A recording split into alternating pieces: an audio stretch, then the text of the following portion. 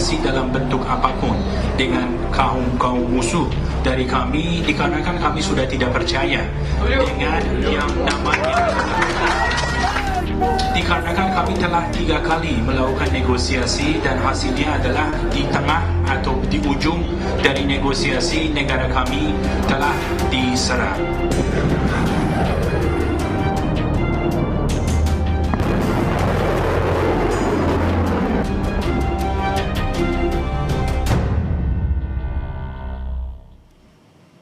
Amerika Serikat meluncurkan rudal jelajah jarak jauh Tomahawk Land Attack dalam operasi militer ke Iran.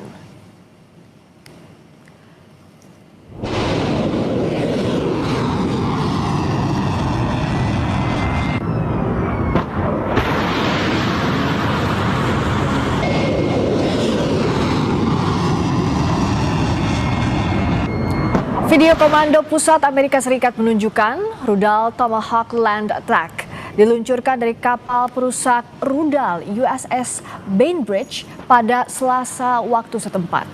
Rudal jelajah jarak jauh Tomahawk ini ditembakkan ke arah Iran. Serangan ini sebagai bagian dari operasi militer Amerika Serikat Israel di Iran.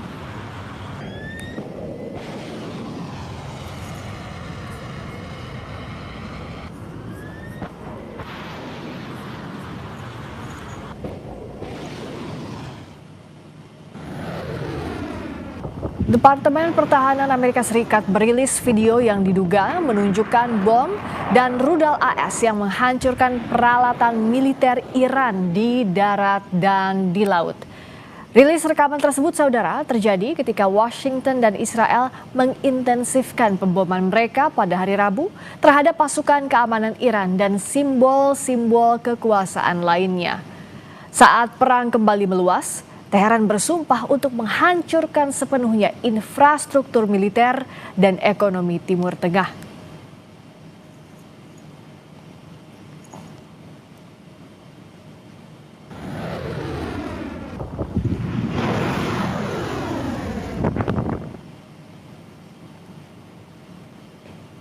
Amerika Serikat juga merilis rekaman serangan kapal selam yang membombardir kapal perang Iran di Samudra Hindia. Akibat serangan ini 87 orang tewas. Menteri Pertahanan Amerika Serikat Pete Hegseth menyebut ini sebagai penenggelaman kapal musuh pertama oleh torpedo milik AS sejak Perang Dunia Kedua.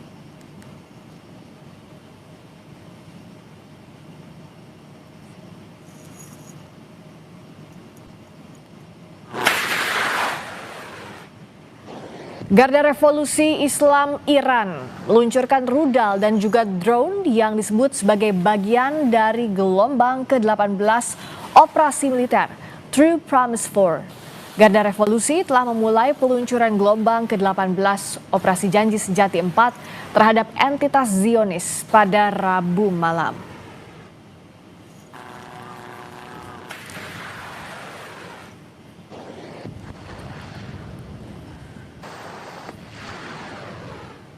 Saudara, Palang Merah Iran merilis video bayi prematur dievakuasi dari sebuah rumah sakit di selatan Bushehr, Iran setelah serangan udara pada Selasa waktu setempat. Akibat serangan ke rumah sakit, sejumlah bayi dibawa ke ambulans untuk dipindahkan ke rumah sakit lain. Sementara yang lain berada di dalam ruang inkubator rumah sakit yang rusak parah. Sejak perang AS Israel, 10 rumah sakit dan pusat ambulans di Iran terkena serangan. Palang Merah Iran melaporkan jumlah korban tewas akibat serangan ini mencapai lebih dari 700 orang.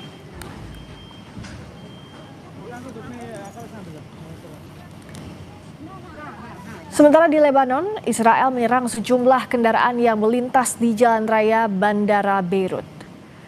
Serangan Israel ini menargetkan anggota Hizbullah. 3 orang tewas dan 6 orang terluka dalam serangan ini.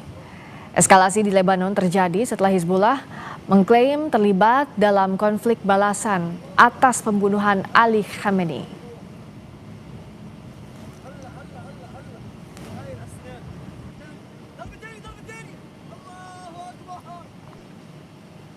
Sebagian wilayah Lebanon Selatan terdampak serangan Iran.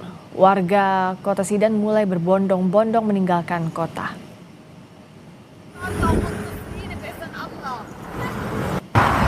Meningkatnya serangan Israel di Lebanon membuat warga di Lebanon Selatan berbondong-bondong meninggalkan kota. Di kota Sidan, mobil-mobil terlihat mengantre sambil membawa barang berharga. Pergerakan warga ini buntut setelah Israel mengeluarkan perintah evakuasi bagi penduduk di Lebanon Selatan.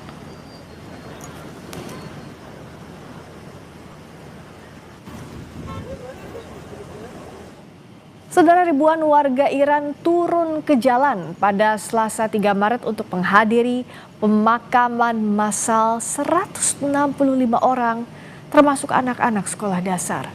Iran menuding Amerika Serikat dan Israel sebagai dalang serangan ke sekolah dasar yang menewaskan para korban.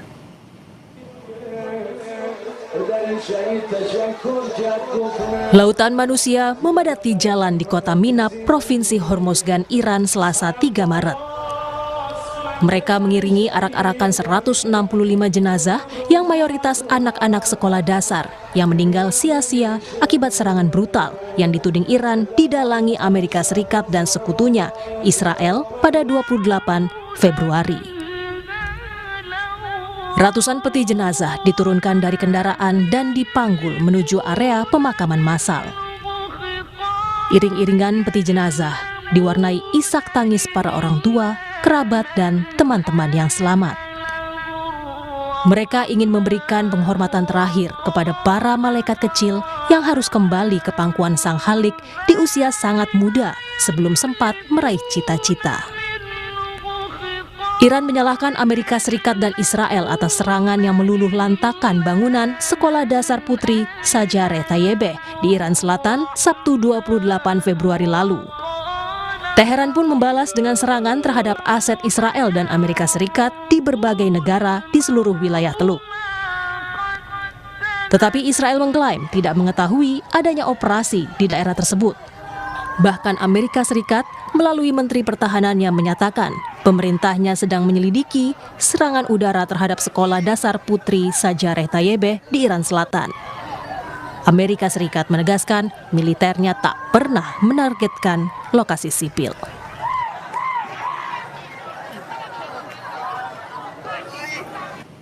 Breaking News Kompas TV masih akan kembali sesaat lagi. Tetap bersama kami.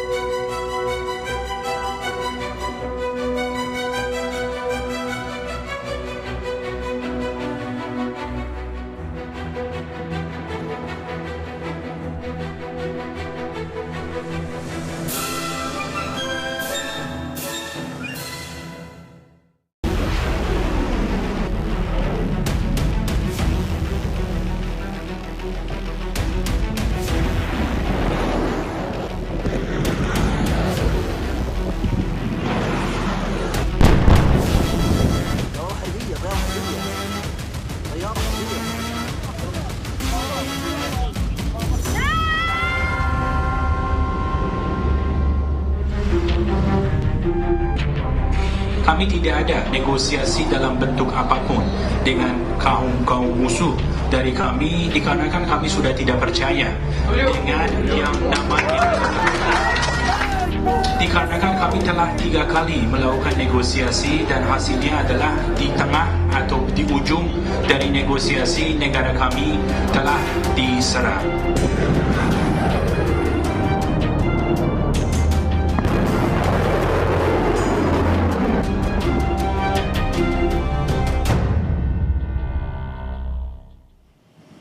Anda masih menyaksikan Breaking News Kompas TV bersama saya Friska Clarissa. Saudara, televisi pemerintah Iran menayangkan rekaman peluncuran drone oleh Garda Revolusi Iran yang diklaim menargetkan fasilitas Israel dalam operasi True Promise 4. Rekaman yang ditayangkan pada Kamis ini memperlihatkan sejumlah drone dipersiapkan sebelum diluncurkan menuju target yang disebut sebagai lokasi militer Israel, termasuk instalasi radar. Lokasi video tersebut belum dapat diverifikasi secara independen. Serangan ini terjadi beberapa hari setelah operasi militer bersama Amerika Serikat dan Israel terhadap Iran yang memicu eskalasi konflik di kawasan.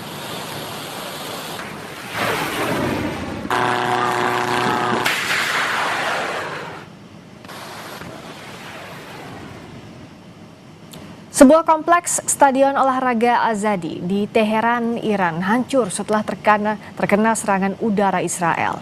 Rekaman visual pada Kamis lalu menunjukkan arena stadion olahraga Azadi di Teheran mengalami rusak parah.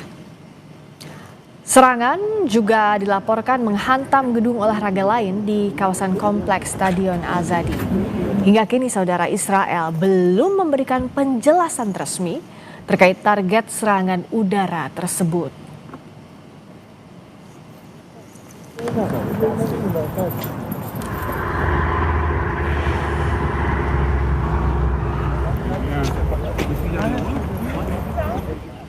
Konflik di Timur Tengah kian meluas. 2 drone Iran dilaporkan menghantam sebuah bandara di Azerbaijan. Ini adalah detik-detik saat drone Iran meledak di bandara Azerbaijan. Insiden ini terjadi di wilayah Azerbaijan yang berbatasan langsung dengan Iran. 2 orang dilaporkan terluka. Pemerintah Azerbaijan tengah memanggil utusan Iran untuk menyampaikan protes akibat insiden ini.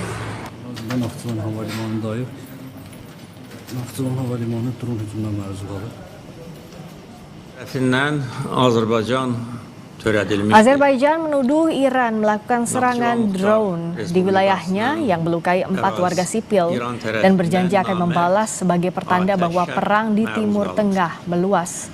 Presiden Azerbaijan menyebut tindakan ini merupakan terorisme dan meminta Iran bertanggung jawab pada serangan ini. Drone Iran dilaporkan menghantam bandara Nakhchivan, membuat sejumlah kerusakan pada bandara itu. Müdafiə Nazirliyi əyləşin. Dövlət tərəfindən Azərbaycan ərazisinə qarşı, Azərbaycan dövlətinə qarşı terror aktı törədilmişdir. Naxçıvan Muxtar Respublikasının ərazisini İran dövləti pilotsuz uçuş aparatları ilə atəş altına salmışdır.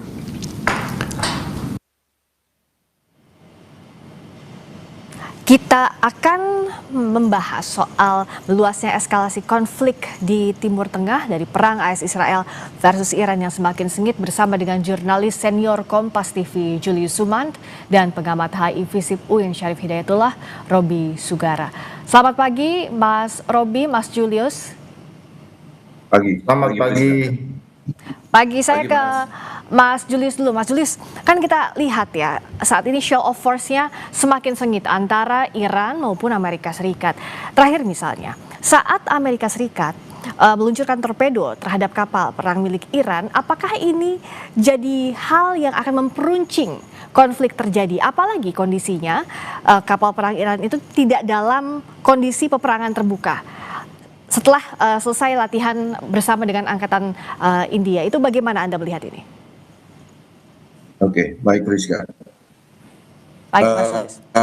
Penyerangan kapal perang Iran itu setelah dari satu event di India ya. Ya. Kapalnya ada beberapa kapal perang, sebetulnya ada kapal sampai ketiga gitu, tapi yang teridentifikasi 2 gitu ya, yang sepertinya ditarget gitu. Nah, satu kena tembak torpedo. Nah, terus kemudian satu sepertinya berhasil dilindungi oleh Sri Lanka gitu ya. Sebetulnya mereka mungkin sedang dalam perjalanan pulang, hanya saja itu sepertinya udah ditarget. Nah, mungkin mereka sebetulnya mungkin sudah tahu ya menurut saya. Cuma harusnya mungkin dia stay di satu port, mungkin di Sri Lanka atau di India untuk stay mungkin lebih aman.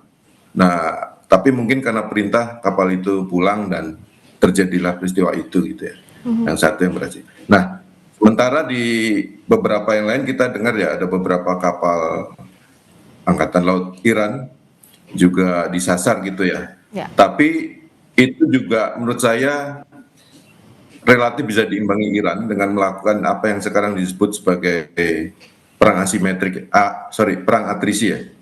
Perang atrisi ini perang yang Iran coba ladeni sebisa mungkin dilakukan dengan bertahan cukup lama, tapi dengan melakukan serangan balik yang cukup menggentarkan ya. Salah satunya hari ini dilakukan ada beberapa serangan tetap berbasis misil dan drone. Salah satu yang paling update itu yang di Bahrain nih, ada satu kilang fasilitas minyak di Bahrain. Bahrain kan jadi host untuk armada kelima ya, fasilitas naval facility untuk armada kelima Amerika Serikat. Tapi ini salah satu yang disasar adalah fasilitas minyaknya ya. Kalau kemarin yang aset militer yang US ini sudah kena. Nah, ini mengirim pesan yang sebetulnya ditujukan ke semua negara teluk. Intinya Iran dengan kapasitas misil dan drone. Jadi dalam satu hari dia diserang nih, yang sehari kemarin 200 misil dan drone. Misilnya sekitar 80-an gitu. Selebihnya adalah drone. Tapi itu tadi kena gitu.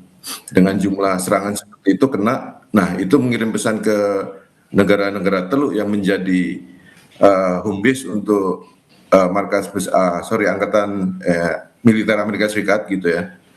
Bahwa rudal dan drone Iran bisa menjangkau setiap sudut di teluk. Israel saja bisa rudalnya sampai ke target di Israel, apalagi di negara teluk yang berseberangan menyeberang Selat Hormuz gitu.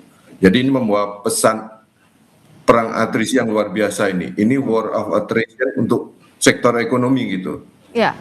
Dan itu tidak perlu sampai misalnya rusak gitu, sampai habis gitu. Karena dia juga bisa, intinya negara-negara teluk ini sadar, nanti dia kirim lebih banyak lagi habis gitu.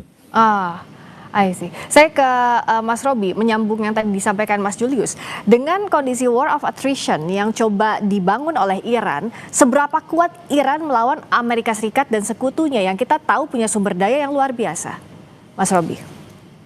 Ya baik, ini sebenarnya kalau dari hitung-hitungan jumlah kapasitas dan kapabilitas ya, sebenarnya kan di atas kertas Amerika jauh mengungguli Iran, ditambah lagi dengan kekuatan Israel. Tetapi perang itu kan nggak harus atau nggak bisa dihitung secara piece seperti itu ya. Buktinya bahwa ini sudah hari ke-6, ini kan masih dalam serangan udara. Jadi suatu wilayah, suatu negara ya, ketika misalkan apalagi Iran sendirian diserang oleh dua kekuatan, harusnya kan sudah lumpuh, harusnya sudah sabar, harus sudah kolaps, sudah masuk pada serangan kedua. Ini sebenarnya kan serangan darat ya, entah itu menurunkan tank atau pasukan battleground. Nah, Iran sampai hari ini masih kuat ya, berarti itu menunjukkan bahwa kekuatan serangan balik Iran masih cukup mumpuni, masih cukup. Dan Iran ini kan belum ada sebenarnya strategi untuk penggalangan ya, kecuali dia hanya bertahan. Sementara Amerika sudah melakukan upaya-upaya yang cukup keras ya, meskipun secara politik dia sudah bisa melakukan kelanjutan perang ya, meskipun nanti apakah seberapa banyak yang disubmit ya, diterima tentang budget anggaran oleh Kongres. Tetapi kemudian di wilayah penggalangan lainnya ini kan sebenarnya masih berdua ya secara kekuatan di negara-negara yang sebenarnya menjadi aliansi tetap Amerika ketika Amerika melakukan atau punya agenda perang untuk di wilayah-wilayah luar yang menurut Amerika mengganggu ancaman keamanan ya, misalkan Inggris, Australia atau negara-negara Eropa lainnya. Ini kan tidak memiliki dukungan penuh ya. Ini saya kira pasti kalau dilihat dari beberapa pernyataan kedua belah pihak ya, khususnya mereka yang memulai perang ini, tidak ada indikasi bahwa perang ini akan mengalami deeskalasi, kecuali eskalasi penuh terus ya. Trump juga kata-katanya, pernyataannya tidak mengarah ke deeskalasi, begitu Netanyahu. Nah, dengan kondisi seperti ini dan apalagi kalau kita lihat teater perangnya kan jadi semakin luas di kawasan terutama, Mas Julius, apakah ini juga bisa jadi sinyal bahwa tidak semudah itu untuk mengalahkan Iran? Misalnya dalam serangan terakhir ke Azerbaijan, Menteri Luar Negeri Iran tegas menyebut bahwa itu bukan Iran yang melakukan. Pun di Siprus terhadap situs militer milik Inggris dibantah juga oleh Iran. Apakah dengan seakan-akan tanda kutip ada upaya untuk menyamarkan, untuk ya bisa kita katakan mengadu domba lah. Ini jadi sinyal bahwa tidak semudah itu AS dan sekutunya mengalahkan Iran, Mas Julius. Ya, Rizka. Ada dugaan memang false flag ya, ada. Tapi di banyak perang memang seperti itu. Ada beberapa upaya false flag untuk memancing, memperkeruh situasi ya gitu. Kalau udah chaos kan kurang lebih mungkin harapannya hasilnya nanti akan pihak-pihak yang mau diprovokasi gitu ya. Intinya seperti itu. Nah, kalau meluasnya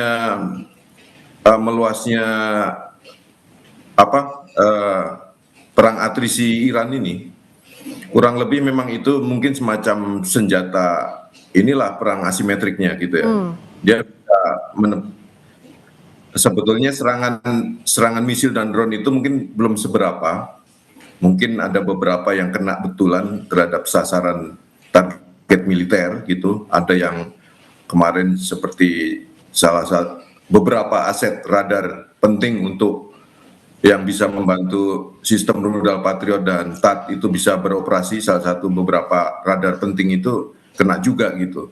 Terus kemudian jumlah korban personel angkatan militer Amerika Serikat juga berjatuhan ya.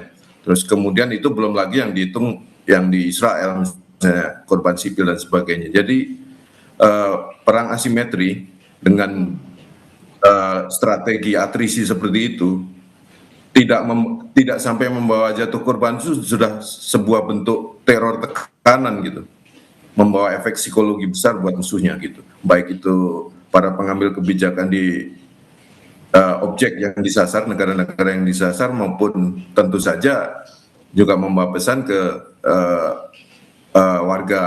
warga biasa ya, masyarakat di situ gitu. Kan ini akan jadi tekanan ke pemerintah masing-masing. Dan di Amerika Serikat juga sama kondisinya. Mungkin seperti Trump ini kan dengan jumlah korban yang mulai berjatuhan, terus kehilangan aset yang tadi ya ada beberapa radar, terus kemudian ada insiden friendly fire yang diduga friendly fire beberapa pesawat tempurnya itu, dengan sistem senjata Kuwait gitu yang kurang lebih adalah produk yang sama, produk Amerika Serikat juga, itu akan membuat tekanan sendiri, Chris. Nah, sementara melebarnya, makanya mungkin ada strategi untuk memperlebar front gitu dengan gampangnya untuk memprovokasi supaya yang lain-lain itu mengkeroyok. Nah kemudian Inggris saya juga pantau kemarin betul seperti yang tadi disebut Friska, pemerintah Inggris tampak agak hati-hati gitu ya setelah markas besarnya, basis militernya di Siprus itu ada serangan drone gitu ya, serangan misil terus kemudian Perancis juga kemarin sempat bereaksi. Nah kalau yang Inggris memang terus akhirnya dibantah kalau itu berasal dari Iran, tapi tidak disebutkan penjelasannya terus dari mana gitu serangan misil, dan tidak disebutkan siapa yang bertanggung jawab di balik itu, mungkin yang dugaan false flag itu. Nah menurut saya ada upaya dari kedua pihak untuk mengekskalasi konflik atau mungkin ini ya memanfaatkan kepentingan, mengeksploitasi beberapa kesempatan untuk menaikkan posisi masing-masing gitu ya. Jadi kalau misalnya untuk saling menekan gitu supaya yang ditekan berpikir ulang dalam situasi perang mungkin adalah situasinya saling berbalas, menghasilkan collateral damage demikian rupa supaya menekan pihak lain. Dengan kondisi perang. Tapi dalam hal ini, dalam kasus Iran, perang atrisi ini ya sejauh ini semakin intens ya, ada kenaikan kualitas. Tapi kalau dari sisi rudal atau drone serangan gitu, beberapa hari ini naik turun. Ada dalam hal jumlahnya gitu ya, trennya naik turun. Terus kemudian yang khusus yang Bahrain ini yang disebut-sebut yang paling tertinggi nih sampai 200 dalam sehari. 200 misil dan drone. Dengan kondisi perang atrisi, war of attrition, juga false flag jadi salah satu upaya untuk memperpanjang endurance di tengah eskalasi perang ini, di mana negara-negara Oki berada, Mas Robi? Karena kita tahu AS dan sekutunya sudah menggalang kekuatan, tapi di mana negara-negara OKI yang semestinya berada di belakang Iran? Kita akan jawab usai jeda di Breaking News Kompas TV.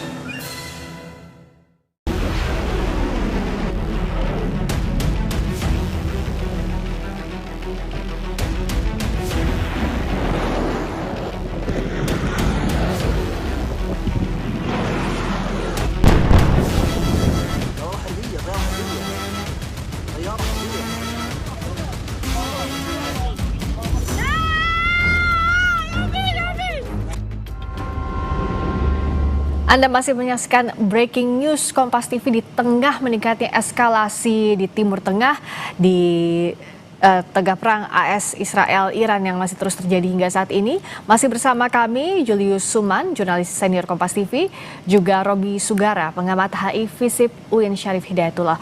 Menyambung yang tadi, Mas Robi, dalam posisi saat ini di mana negara-negara OKI berada? Ya, baik. Negara-negara OKI itu organisasi Islam di dunia. Ini kan organisasi atau institusi internasional yang dia tidak memiliki militer ya, dia gabungan.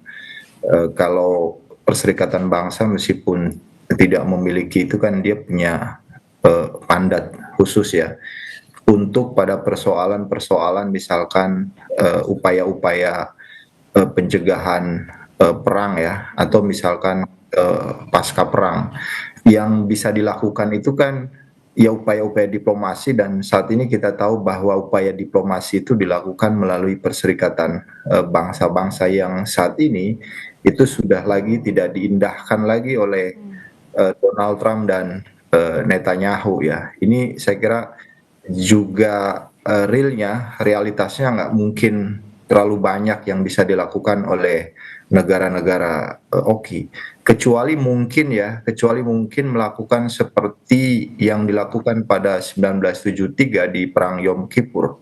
Itu negara-negara, tapi ini kan pasti akan membuat tambah penderitaan dunia lebih bertambah ya, dengan kemudian memboikot atau menyetop pasokan-pasokan energi, selain saya kira menjadi dari Selat Hormuz yang kemudian juga sudah mulai ada pelan-pelan berimplikasi berdampak kepada dunia. Tapi nah ini juga saya melihat itu ya, jika itu dilakukan, tapi kan ini bukan segampang itu juga ya, karena yang dihadapi adalah Amerika yang saya kira juga sudah punya hubungan yang begitu erat ya. Misalkan Arab Saudi saya kira berkali-kali dibantu oleh Amerika Serikat ya di saat krisis tahun awal, misalkan waktu perang Iran Kuwait, itu juga saya kira termasuk pengeboran minyaknya itu juga dibantu oleh Amerika. Nah, saya apakah memiliki kekuatan itu dengan kemudian dijadikan sebagai alat diplomasi untuk menghentikan perang ya? Dan itu juga kita juga nggak bisa berpikir apakah bisa menghentikan juga, karena dua-duanya Iran saya kira ini bisa jadi perang sampai akhir ya. Kenapa? Karena ini kan begitu terhina sekali Iran, yang mana pimpinan tertingginya saya kira sudah diambil duluan. Ini bagi Iran ini bukan persoalan perang, ini kan persoalan harga diri, mati syahid. Ini kan pemimpin tertinggi di itu bukan kita anggap sebagai pemimpin yang ada di politik sistem politik modern ya, di mana ketika meninggal atau misalkan diganti dengan saya kira dengan cepat lewat sistem yang ada. Ini ada pemimpin spiritual, pemimpin ideologi. Kita tahu bahwa Iran ini kan corak muslimnya itu muslim Syiah ya, bukan Sunni, yang mana sampai hari ini kelompok-kelompok milisi, kelompok-kelompok militan Syiah itu saya kira juga masih aktif ya di Timur Tengah. Ada Houthi yang sampai hari ini Yaman juga masih kerepotan ya menghadapi saya kira kelompok Houthi. Hizbullah yang masih eksis, yang menjadi saya kira musuh abadinya Israel. Nah, ini yang juga menurut saya tidak bisa dilakukan oleh OKI itu sendiri.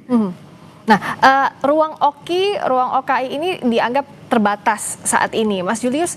Di sisi lain juga kan ketergantungan negara-negara kawasan terhadap Amerika Serikat dalam hal ekonomi misalnya juga tinggi. Nah, jadi apakah ini memang mau tidak mau akan jadi perang fisik antara AS, Israel, Iran, negara-negara kawasan, negara-negara OKI, ataupun organisasi internasional apapun tidak bisa menghentikan eskalasi perang yang saat ini terjadi kecuali ada will, ada keinginan dari masing-masing pihak, Mas Julius. Ya, tampaknya dari Amerika Serikat belum sampai objektifnya ya, belum semua sepertinya mau sudah bisa dilaksanakan dalam beberapa hari ini. Mungkin regime change ternyata kan tidak otomatis terjadi dengan meninggalnya Ayatollah Khamenei dan beberapa pimpinan elit ini ya, IRGC ya. Nah, sepertinya makanya terus kemudian di Amerika Serikat Senat meloloskan itu, intinya World Power Resolution-nya ditolak sehingga kemungkinan perang berlanjut. Terus nanti hari ini Kongres kemungkinan akan mengambil keputusan dan kemungkinan juga akan meloloskan gitu. Artinya perang berlanjut, sementara berarti targetnya belum sepenuhnya diperoleh nih dengan sampai hari ke-6 ini. Nah, terus kemudian dari sisi Iran, sepertinya kalau dilihat dari penggunaan senjata, terus kemudian serangan yang lebih masif menyebar ke negara-negara Teluk, mungkin dia juga sama-sama nih, dua pihak ini juga mulai, kalau di Amerika Serikat kemarin di sisi penyerang Israel dan Amerika Serikat kan ada itu kehabisan amunisi yang kemudian dibantah dan sebagainya gitu ya. Tomahawk-nya habis nih, nanti akan pakai Tomahawk yang seri lama gitu sampai segitunya. Terus kemudian di Iran juga sekarang malam tadi atau sehari kemarin kan diluncurkan misil balistik Kebar Kesam ya, Khorramshahr 4 itu yang paling canggih. Itu kalau ini kan senjata pamungkas ya. Menurut saya mungkin ini situasinya mungkin sudah agak masing pihak itu sudah mulai memojokkan satu sama lain atau mereka sendiri juga terpojok gitu. Ya, akhirnya dikeluarin pamungkas. Amerika Serikat berusaha untuk menghabiskan angkatan laut Iran kan banyak ya, kapalnya kayaknya 11 atau berapa tuh kemarin yang totalnya. Intinya terus kemudian pesawat Iran dihancurkan di hanggar. Kita lihat videonya beberapa ya. Nah, kemudian Iran mengeluarkan juga drone laut. Saya lihat ada footage-nya kemarin, drone laut yang sanggup menyerang kapal gitu. Penggunaan drone laut itu sepertinya yang pertama ini. Jadi mereka sudah mengeluarkan senjata rahasia masing-masing lah, kurang lebih gitu ya. Nah, ini mungkin situasinya karena tidak mengubah situasi, tidak mungkin stalemate gitu ya, atau mungkin bisa dikatakan tidak menang gitu, tidak bisa, walaupun objek-objeknya banyak yang berhasil disasar kedua belah pihak. Namun belum sampai objektif masing-masing juga gitu. Belum ada yang memundur kan. Betul.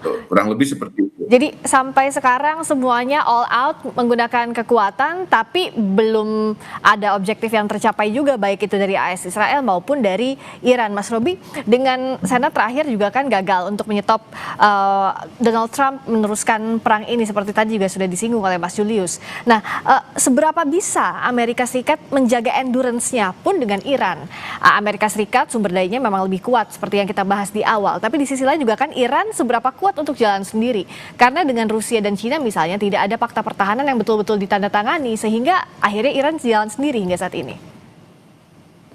Ya, ini memang agak sulit diprediksi ya, bahwa kita lewat kasat mata sebenarnya ketika jatuh pemimpin tertinggi Iran, itu kan harusnya sudah bisa dikatakan bahwa Amerika dan Israel itu kan sudah selesai misinya. Harusnya di ronde kedua itu dia sudah mengerahkan pasukan-pasukannya masuk ke wilayah Iran, dan sampai ini kan tidak terjadi. Ternyata kan bahwa basis kepemimpinan tradisional sistem politik di Iran yang banyak sekali kasus-kasus ya, yang pengalaman perang Amerika atau juga di era perang dingin itu kan harusnya otomatis ketika pemimpinnya dipotong kemudian terjadi perpecahan yang signifikan. Ini sampai hari ini saya kira bahwa seperti perintahnya masih tetap ada gitu. Ketika misalkan dia cukup bisa bertahan ya, menghalau masih ada kira-kira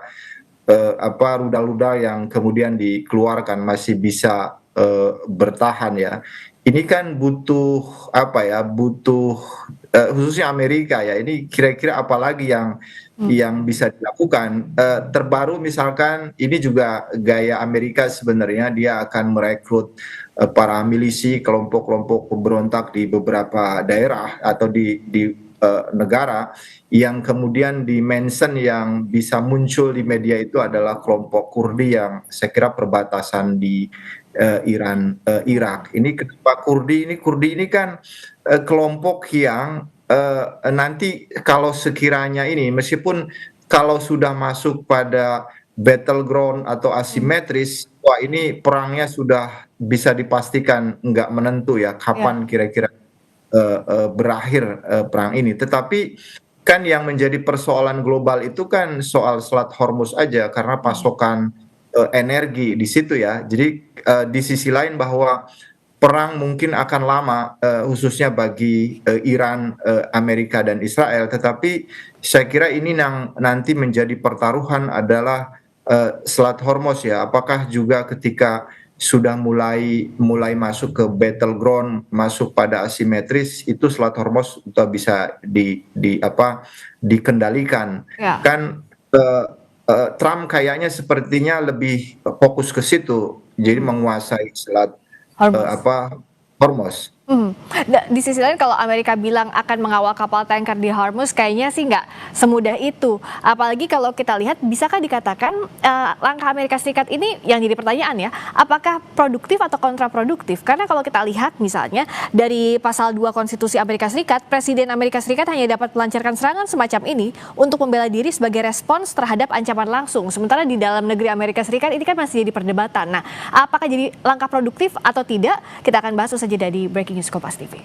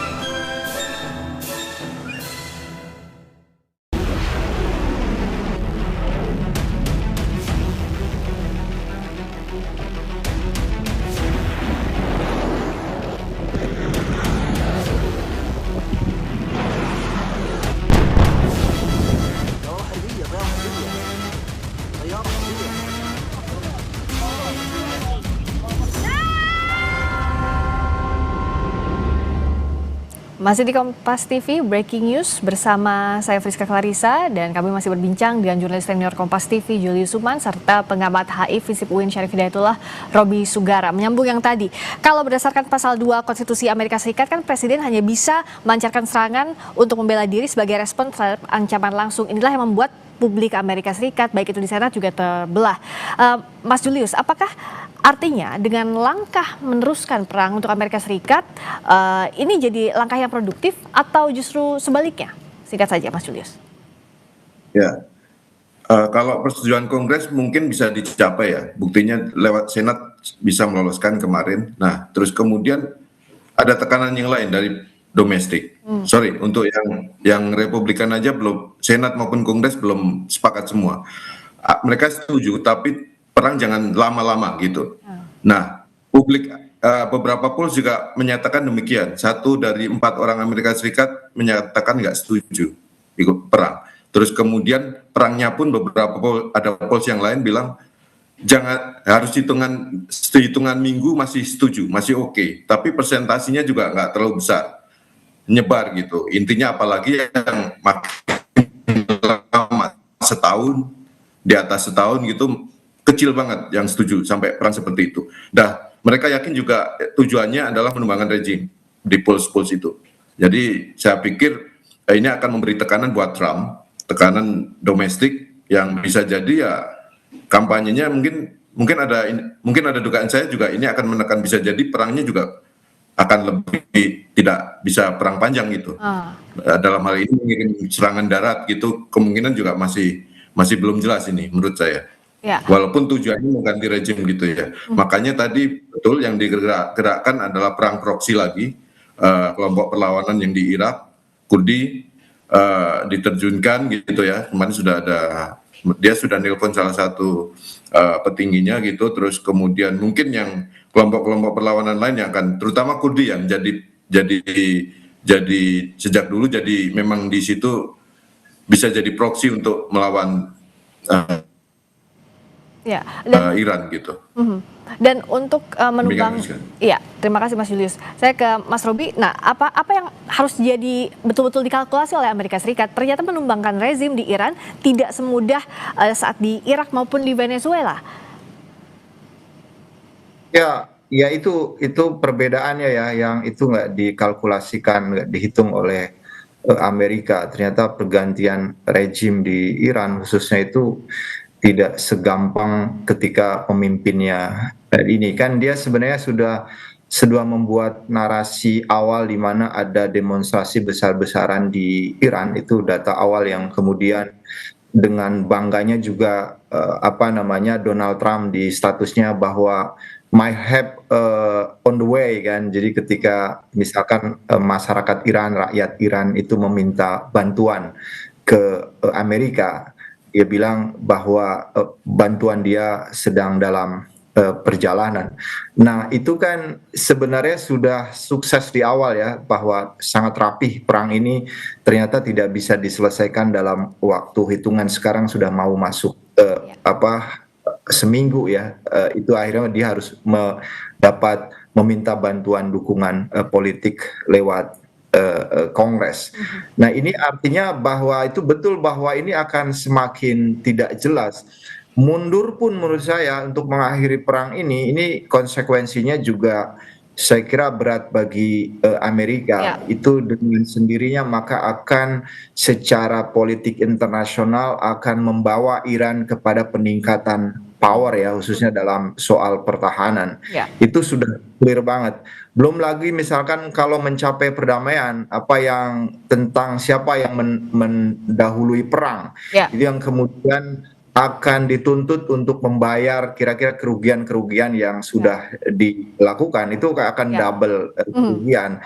Kemungkinan menurut saya yang akan seperti ketegangan ya yang mungkin tahun-tahun ini itu adalah berdiam diri sambil kemudian nyari target-target itu.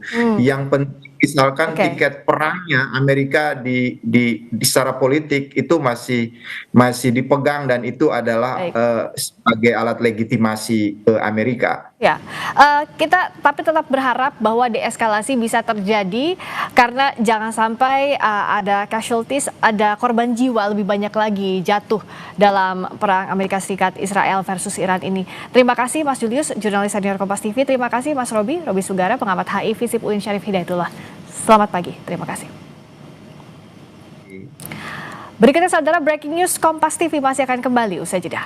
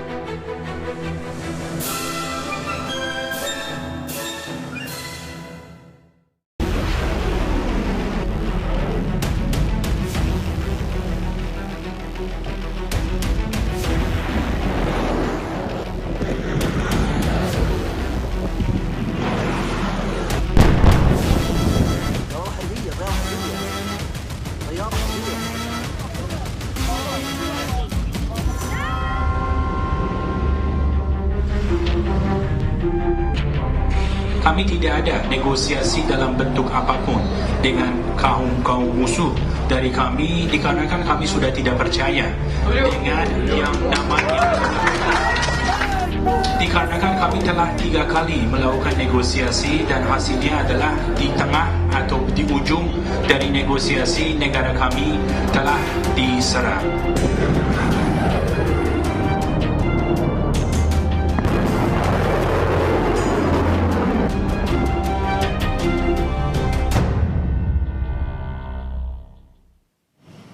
Anda masih menyaksikan Breaking News Kompas TV bersama saya Friska Clarissa.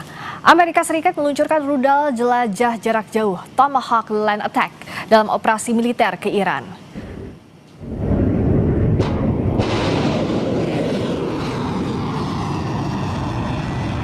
Video komando pusat Amerika Serikat menunjukkan rudal Tomahawk Land Attack diluncurkan dari kapal perusak rudal USS Bainbridge pada Selasa waktu setempat. Rudal jelajah jarak jauh Tomahawk ini ditembakkan ke arah Iran.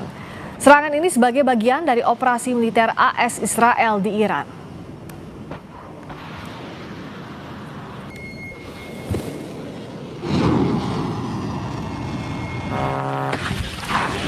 Televisi pemerintah Iran menayangkan rekaman peluncuran drone oleh Garda Revolusi Iran yang diklaim menargetkan fasilitas Israel dalam operasi True Promise 4. Rekaman yang ditayangkan Kamis lalu ini memperlihatkan sejumlah drone dipersiapkan sebelum diluncurkan menuju target yang disebut sebagai lokasi militer Israel, termasuk instalasi radar. Lokasi video tersebut belum dapat diverifikasi secara independen. Serangan ini terjadi beberapa hari setelah operasi militer bersama Amerika Serikat dan Israel terhadap Iran yang memicu eskalasi konflik di kawasan.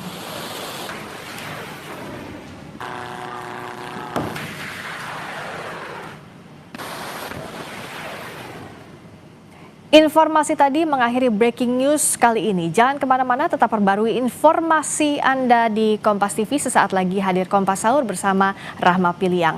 Saya Friska Clarissa menutup breaking news kali ini. Terima kasih, selamat pagi, sampai jumpa.